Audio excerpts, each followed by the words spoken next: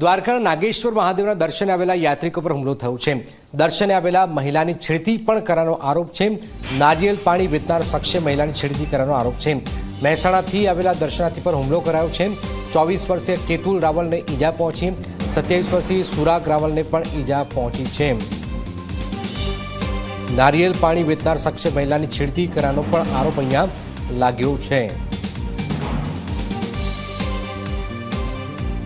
અમે મહેસાણાથી નાગેશ્વર દ્વારકા દર્શન માટે આવ્યા હતા અને દ્વારકાથી નાગેશ્વર ધામે જતા હતા દર્શન માટે। તો અમારી દીકરીની છેડતી કરી અને અમે એમને રોક્યા તો એમને 2-3 જણા હતા, પછી પાછળથી 8-10 જણાને બોલાવીને અમારી ઉપર હુમલો કર્યો અને મારા 2 શાળાને એકને માથું ફોડી નાખ્યું છે અને એક બેઠો માર વાગ્યો છે, બેભાન છે અત્યારે, અને મને આંગળી ઉપર માર માર્યો છે। બીજા લેડીઝ ઉપર પણ હાથ ઉગામ્યા છે। એટલે હજી અમારી લક્ઝરી આખી આવે છે પછી ખબર પડે કે કેટલા જણાને વાગ્યું છે।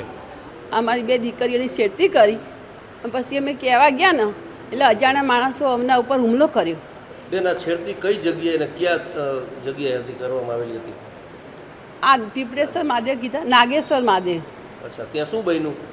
એટલે એ છોકરાઓ એક્ટિવા છોકરીઓ આગળ આવીને મજાક મસ્કરી કરવા માંડ્યા। એ ભાઈ જોઈ ગયું તો કહેવા ગયો ને એટલે સીધા બધા મારઝૂડ કરવા માંડી પડ્યા। કેટલા લોકો તો? 8-10 જણા હતા।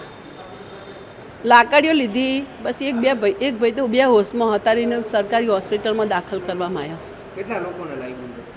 ખાસ બધા બેઠો માર તો બહુ વાગ્યો, પણ આ 2 ભાઈઓને બહુ વાગ્યું।